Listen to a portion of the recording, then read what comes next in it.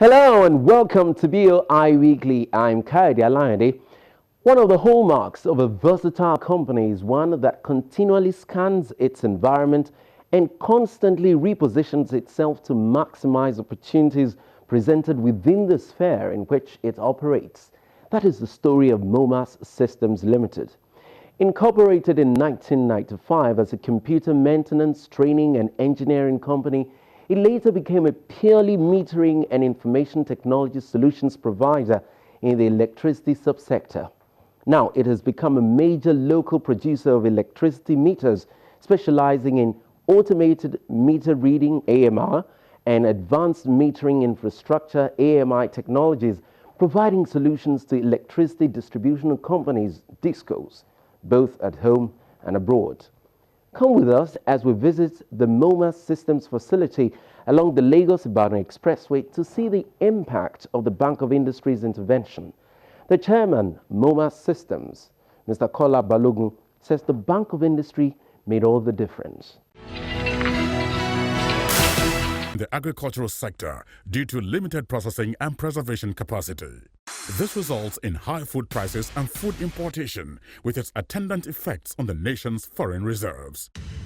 To enable Nigerians optimize the benefits from the country's vast agricultural products such as cassava, oil palm, rice, tomatoes, and others, the Bank of Industry has launched a 5 billion naira cottage agro-processing fund, the CAP Fund.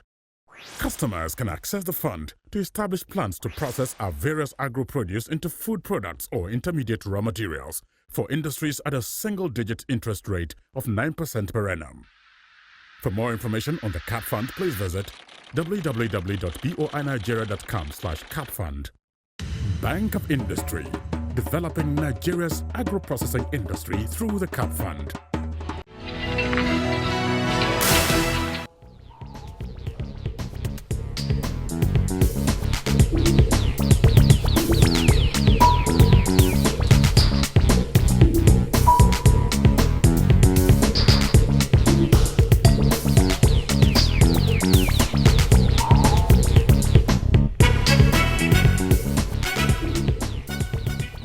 Momas System, way back 1995, started as an ICT company, and the emphasis is to develop an application packages and to maintain the computer because computer are larger devices at that point in time, so it requires a competent engineer to be able to manage those devices at that point in time.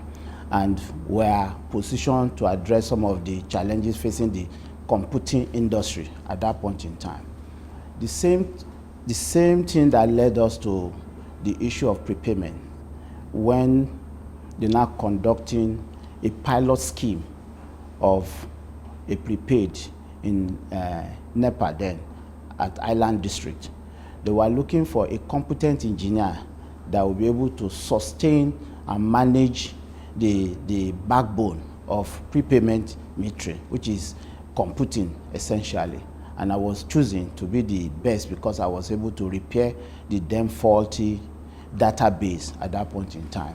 And that's why we find ourselves in sustaining the pilot scheme of prepayment as far back as 1997. While doing that, we started representing the company that did the pilot scheme, which is Conlog in South Africa.